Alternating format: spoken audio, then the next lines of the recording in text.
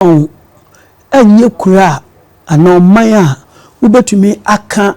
Ghana asem na wayi na firimu ana titiru asante asem na wayi no efirimu ene se ukwa asante memu a even mpo yanka ne se the largest city in Ghana the capital Accra, the second largest city no Kumasi, then in Ashanti region the second largest town to Kumasi Mampong. Nti se ni dino ene no honam no ese kuro kase. Apart from say second largest to Kumasi no, say Asante Man Asia administratively no Mampong hini na second to Asante hini. Konso a ono ne Asante nifa hini. And more or less no we mu say chief of defense staff your friend say Bantama army commander asafo there the duru baby a enam se Mampong na ye second to Asante hini nti ono no dictate bibia. Mampong akonwa no bretu akonwa omo ye bretu fo nti se we bretu ni na wutie a on se kurokase pa we bretu ni na wutie na bretu o piesie na waka nchene egu no na se na medi kan ekaye no Asante memu no Asante yino nko no te kokoso golden stool so Mampong hino kwa so na te sika dwete eso the silver stool omu aka yina obi akonwa yakonwa tuntum nti na kire se Mampong edimu ye Asante man abakosemu ene Ghana man ya abakosemu. Si yehwe Mampong a yehwe role I will play in the formation of Asante. Mampong we the formation of Asante no Asante no obeka se Mampong becomes the only outsider because about 4 or 5 states in the Asante esi won kwa man ana beye Kumasi esumenya ani efene say kokofu ana dwabe omu yina no esumenya ye duana piesie ni esumenya miensa no aka mebodi no omu ye oyoko ana Mampong ye bretu no omu enan ni nyina no efi Asante man so wo amanse na Mampong de wo mu efi ye friend say adanse ahinsan na wo mu eba no ye oba enedi won anim a ye friend no nana esia magosia na okọ ne krechi no de ne ba ene de no esi so nana antiadu nana antiadu no efiri ho no nana ye friend say kwache pani ebabedi ekonwa eya we da ma ni try no kakra map na da ho no obetumi make reference to it kakra oka Mampong district na say municipality no nkura kan ho na we yakwa say Ashanti Mampong ye friend say ewo enihye middle ho baby offenso meme ho no ena ejura sechere nti mefa ne say part of Ashanti part of Ashanti all right me part to asoma nti no your friend is saying nana kwache pani ebabedi ekonwa no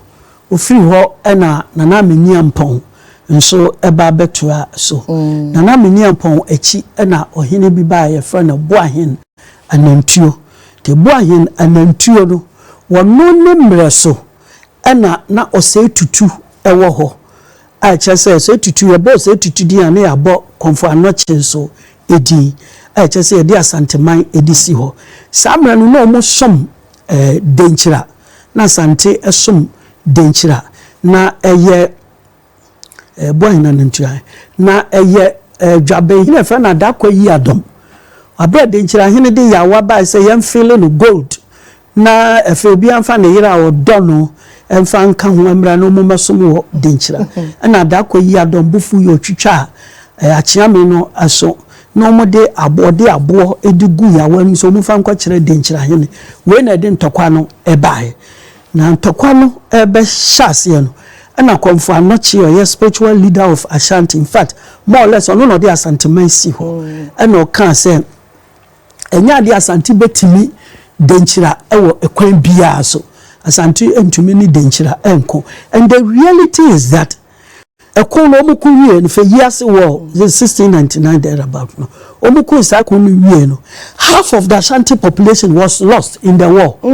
Nti ya no obi kasa office so ye kufa denchira for dabi enye easy sa na enye mre sa half of Ashanti population now was lost. And then nam so ma konfanochi ehye mre bi say mo obi ankyere obi ase cause free sa mre no na isa Asante for the afrafradom na de build wo mu state nti nyawo na obi baboa we fo be kira na say so fi de go fi infantil fi say nti kwa Asante mama ye nkyere obi ase konfanochi sa mre no na wo ye sa adem na ko no no ka kire on say so ye nyankoma dibi emme ye bi before na be ka say nyankoma de be ka say duro bible man ke be ka say miracle nti na so perform miracle ansana because Confanochi was a man of God. The meaning yet no bronia catches a fetish priest. What do you mean by fetish priest? So yajiatu. Na so ye broni no ye the same tenor. I know they say man of God. What you say? Until I say yes sir no ma baby omu no ma bi enwa esene yen. Nti sa man of God ye prophet led by the Most High. No catch on say yes sir ye me perform miracle bi. Obehie nipa miense de won ho bebo afore ama Asante man ye nyina nim se twirebo akodua ofiri kumawu ye nyina nim adwuma kase ahene ye nyina enim Mampong hene ayefra ne bo a yin anantuo ene koba ne se sabo ahene anantuo no wonu de na kote ne ba bi o na nipa eso di edom na enim kono no de Asante hene o se tutu ena o sori so bedi wo wanim na Confanochi se da bitinase mehwe ne omamu a nipa obedi Asante man enim akọ ekono no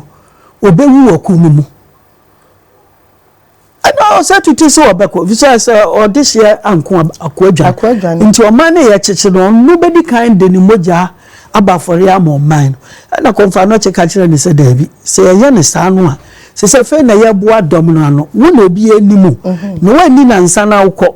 na foforo ba ebe ha dwene nti ese wo no ye stabilize nti mu aka no hwan na aye krado so de ne ho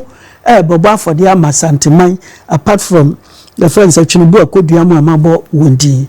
na bo ahena nantuo sorry nti se nya saade a na nka himfo no ye yiyi wo mu no mu nyire fra manse ho eye kwaman ene asumenya omu na eyiyi ya na kokofumu these are all the those states Ekwana Duana and Oyuku states na omu na eyi families no omu na eyi ni partner ekonwa so Asante no omu so na cha position ankase ni nyina efa nti papa we ede no husi ho se obeye saade wo abra na Oyukofo no ene ye kan se Duanafo ne te ho ehwe no na Confanochi mark ni na edigu ho nti yakọ no sane okan ne pepepe he was going to be the commander in chief at the same time no di tuo be kobet o make sure say on tutuo pe Asante bedi nkugu na wo kwako a won tutuo na wonam ho be ka say you were naked nti yekumu no ewo ekonomu na no na Asante hinara eye bibi edeboa ede kai no say golden stool no eye Asante man dia second in command no say Mampong until from that time no and I elevate Mampong meba be second to Asante na ba ne sa no anso ho after that war no we di nkonim no another war came then second war buy that mebuakwa okay war very good that mebuakwa war near ma war ne buy no and say oh say na twifuo ni nyina kanfo ne som denchira te sa sen wasa twifo adanse name them all of them akwamu achim ebuakwa kotoku bosome obia esom denchira ena denchira ban no egu into automatically no Asantefo susu se eyeso obia no som denchira biara any denchira nso ebesom ye na Confanochi shemre bi to ho se afi biara eyesa obi osom sikadwa biara no ebehie kumase no mutwadwira na obi a wa man Confanochi made 77 rules for the Ashantis we kan obi bia wa makuma se afibia no na chese na adwen ne so be ye dometi Asante man enti mitwa dwura ni wie pesa mukotusha no so enti ose tutu hunu se achemfo no omo jeje to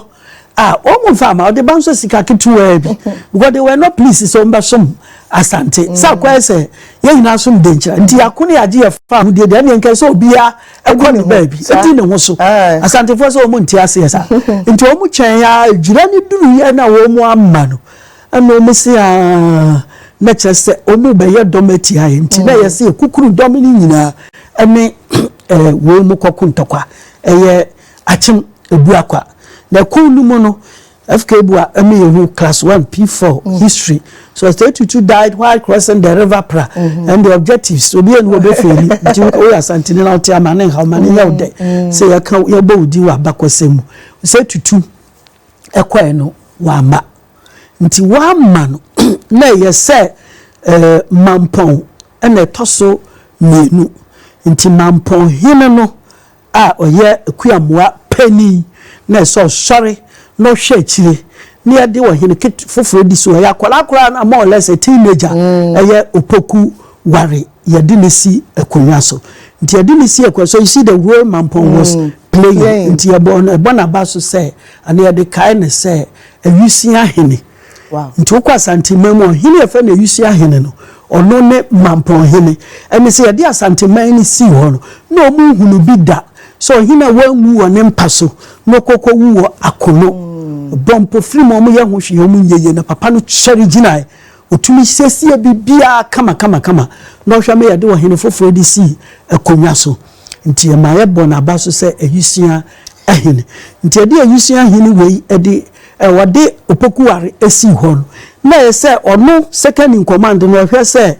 ye fa ne se hwe ne awo for se tutu eye nya ne wo fampo ne nana opokuware na ne nana be ma no se tutu ye botra tire ansa na kosi obu adumba bedi akonwa wona na ose tutu eye tam ye kumu wona na be ma obiri yabo ano ofri akwamu eba no first no betusha won so ono so ekum domafo ani bi wo mu hene doma akusi otwa niti nti se ye kum wona na ose tutu nu a